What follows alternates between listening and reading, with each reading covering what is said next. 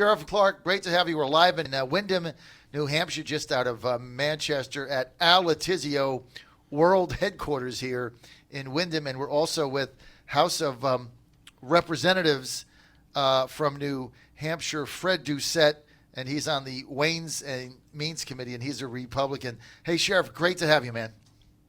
John, it's great to be on with you. Hey, tell us how you really feel about Red Sox fans. Man, let them get up off the ground. Let them lick their wounds absolutely. for a little bit. When you got somebody down, my father always said, if you're going to knock somebody down, step on their throat and put them out of their misery. Yeah. Don't let them get back up and get you again.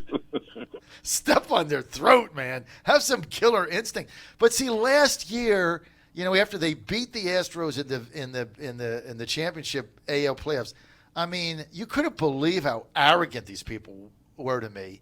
And so now there's a little payback because basically they suck. So, Sheriff, let's get to the Cubs.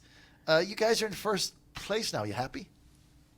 No, not at all. Only by a game now. St. Louis won last night. Here come the Cardinals. I think they won 5 in a row now. They get Yadier Molina back from the injured list. So I think they're the biggest threat right now.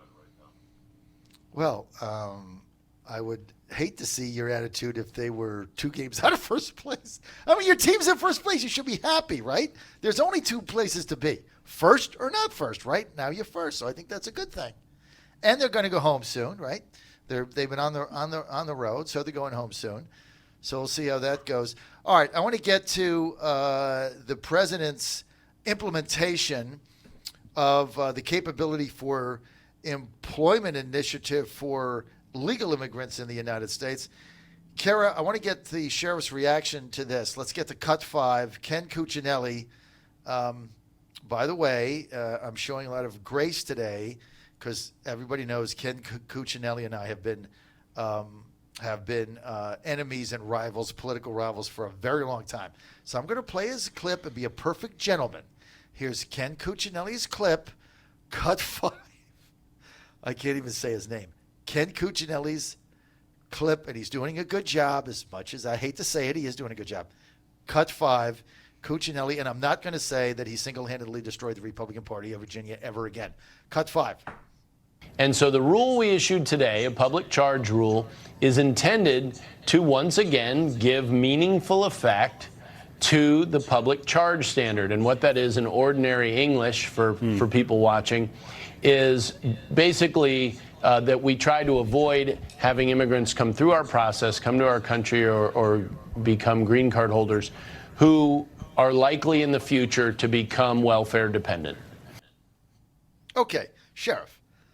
We've been talking about this all morning, right? The idea is if you're going to come to the United States and apply for permanent status, you ought to be able to prove that you're not coming here to then take advantage of the taxpayer's social system and be a burden to the U.S. taxpayer. Is Trump on the right track here, yes or no, and why? Of course he is.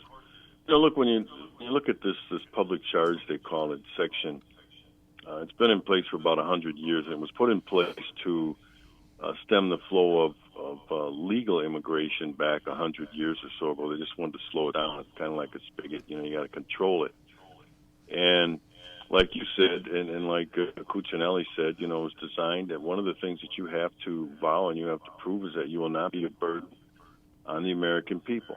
That means you will not take advantage of public services like Medicaid, like food stamps and welfare, and that you have to become self-sustaining, after a period of time that you're here.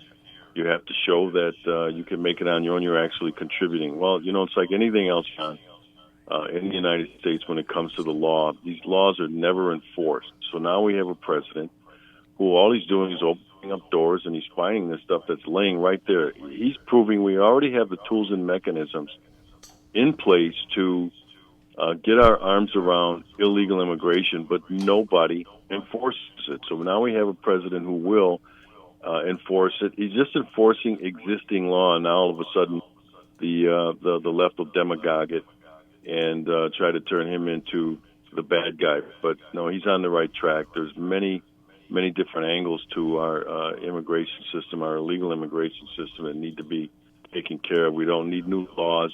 We just need to enforce what's on the books, just like Sanctuary City. There's a law, a federal law, 8 U.S.C.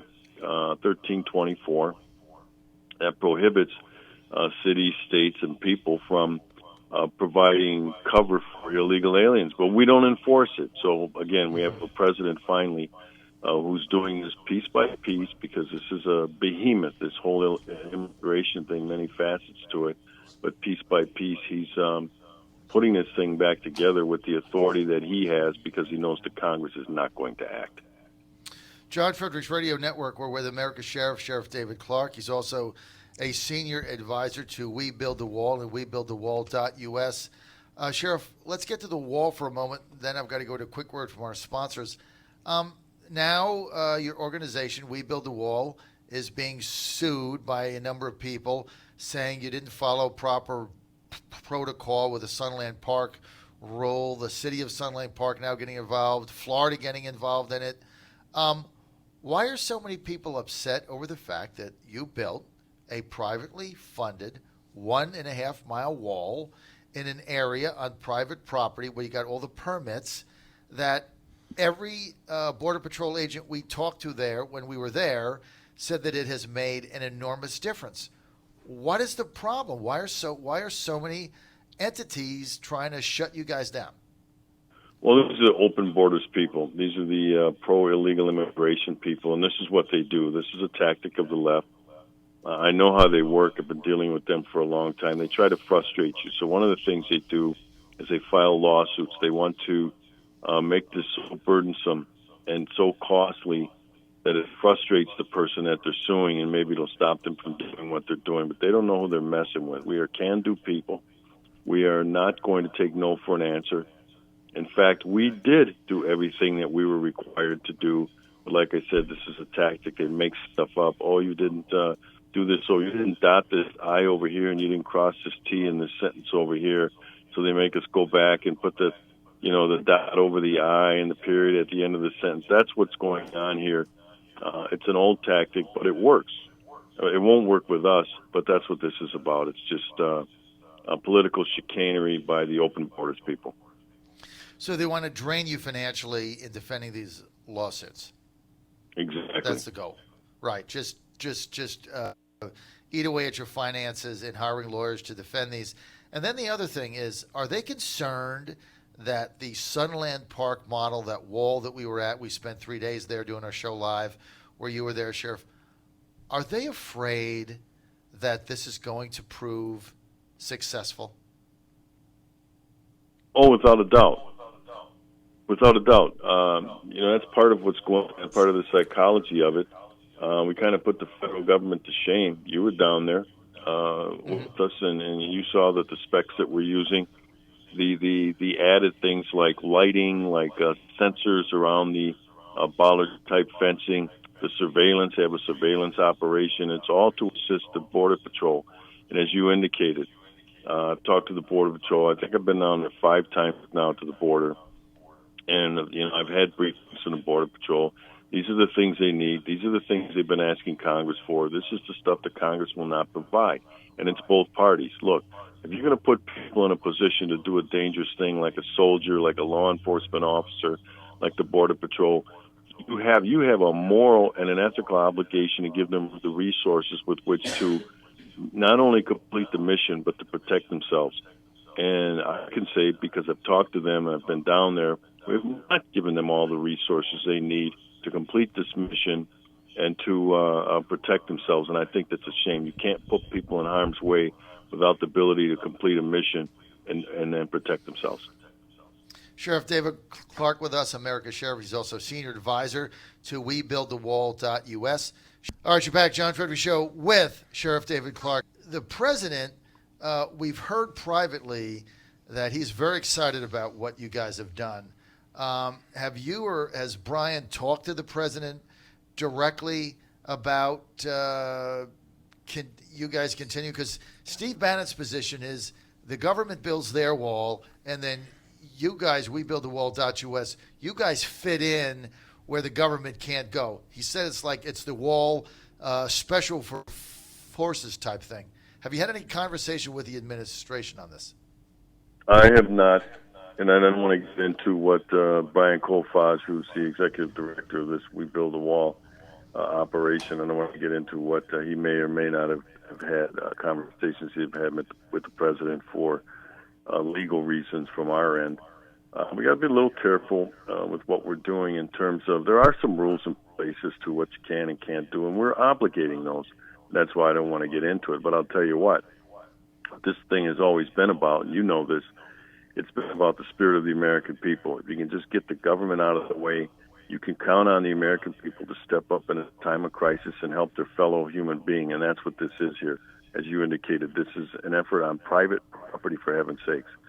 Private property. Now, there are still restrictions when you're going to build on or construct something on private property, but it's a very low standard compared to what you have to do on federal land when it comes to the federal government with their procurement process, for heaven's sakes, takes forever. That's why we were able to construct what we did in about 30 weeks and a cost about probably 8 times less than what it costs the federal government because of the procurement process, because of the environmental impact